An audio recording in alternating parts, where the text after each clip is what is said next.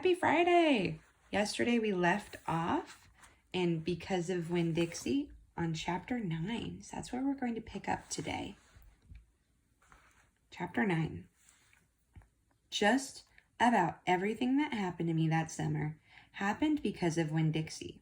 For instance, without him, I would never have met Gloria Dump. He was the one who introduced us. What happened was this. I was riding my bike home from Gertrude's Pets, and Winn-Dixie was running along beside me. We went past Dunlap and Stevie Dewberry's house. And when Dunlap and Stevie saw me, they got on their bikes and started following me. They wouldn't ride with me. They just rode behind me and whispered things that I couldn't hear. Neither one of them had any hair on his head because their mama shaved their heads every week during the summer because of the one time Dunlap got fleas in his hair from their cat, Sadie. And now they looked like two identical bald-headed babies, even though they weren't twins. Dunlap was 10 years old, like me, and Stevie was 9 and tall for his age. "I can hear you," I hollered back at them. "I can hear what you're saying," but I couldn't. Winn-Dixie started to race way ahead of me. "You better watch out," Dunlap hollered. "That dog is headed right for the witch's house." "Winn-Dixie," I called, but he kept on going faster and hopped a gate and went into the most overgrown jungle of a yard that I had ever seen. "You better go get your dog out of there," Dunlap said. "The witch will eat that dog," Stevie said. "Shut up," I told them. I got off my bike and I went up to the gate and hollered, "Winn-Dixie, you better come on out of there." But he didn't. "She's probably eating him right now," Stevie said. He and Dunlap were standing behind me. "She eats dogs all the time." "Get lost, you bald-headed babies," I said. "Hey," said Dunlap, "that ain't a very nice way for a preacher's daughter to talk." He and Stevie backed up a little. I stood there and thought for a minute. I finally decided that I was more afraid of losing Winn-Dixie than I was of having to deal with a dog-eating witch. So I went through the gate and into the yard. "That witch is going to eat the dog for dinner and you for dessert," Stevie said. "We'll tell the preacher what happened to you," Dunlap shouted after me. By then, I was deep in the jungle. There was every kind of thing growing everywhere. There were flowers and vegetables and trees and vines. "Winn-Dixie," I said. "Heh, heh, heh," I heard. "This dog sure likes to eat." I went around a really big tree all covered in moss, and there was Winn-Dixie. He was eating something right out of the witch's hand. She looked up at me. "This dog sure likes peanut butter," she said. You can always trust a dog that likes peanut butter. She was old with crinkly brown skin. She had on a big floppy hat with flowers all over it, and she didn't have any teeth. But she didn't look like a witch.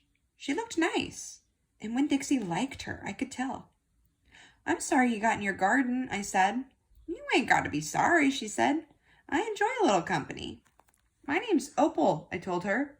"My name's Gloria Dump," she said. "Ain't that a terrible last name, Dump?" "My last name's Buloni," I said. "Sometimes the kids at school back home in Wheatley used to call me lunch meat." "Ha!" Gloria Dump laughed.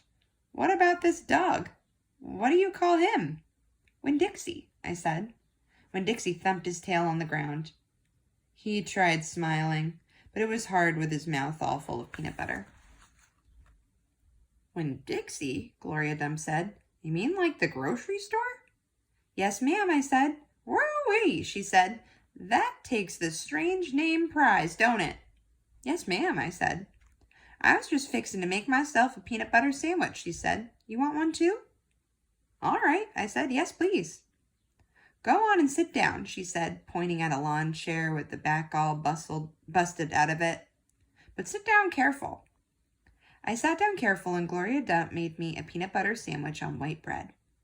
Then she made one for herself and put her false teeth in to eat it. When she was done, she said to me, "You know, my eyes ain't too good after all. I can't see nothing but the general shape of things. So I got to rely on my heart. Why don't you go on and tell me everything about yourself so I can see you with my heart? And because Winn-Dixie was looking up at her like she was the best thing he had ever seen, and because the peanut butter sandwich had been so good, and because I'd been waiting for a long time to tell some person everything about me, I did.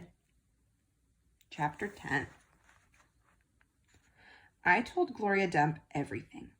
I told her how me and the preacher had just moved to Naomi and how I had to leave all my friends behind. I told her about my mama leaving, and I listed out the 10 things I knew about her. And I explained that here in Naomi, I miss Mama more than I ever had in Watley. I told her about the preacher being like a turtle, hiding all the time inside his shell. I told her about finding Winn-Dixie in the produce department and how, because of him, I became friends with Miss Franny Block and got a job working for a man named Otis at Gertrude's Pets. And I got invited to Sweetie Pie Thomas's birthday party. I even told Gloria Dump about how Dunlap and Stevie Dewberry called her a witch. But I told her they were stupid, mean, bald-headed boys, and I didn't believe them. Not for long, anyhow. And the whole time I was talking, Gloria Dump was listening. She was nodding her head and smiling and frowning and saying, and is that right? I could feel her listening with all her heart, and it felt good. You know what? She said when I was all done. What? Could be that you got more of your mama in you than just red hair and freckles and running fast. Really? I said. Like what? Like maybe you got her green thumb. The two of us could plant something and see how it grows. Test your thumb out. Okay, I said. What Gloria Dump picked for me to grow was a tree. Or she said it was a tree. To me, it looked more like a plant. She had me dig a hole for it and put it in the ground and pat the dirt around it tight, like it was a baby and I was tucking it into bed. What kind of tree is it? I asked Gloria Dump. It's a wait-and-see tree, she said. What's that mean? It means you got to wait for it to grow up before you know what it is. Can I come back and see it tomorrow? I asked. Child, she said, as long as this is in my garden, you're welcome in it. But that tree ain't going to have changed much by tomorrow. But I want to see you too, I said. Said Gloria Dump. I ain't going nowhere. I'll be right here. I woke Winn-Dixie up then. He had peanut butter in his whiskers, and he kept yawning and stretching.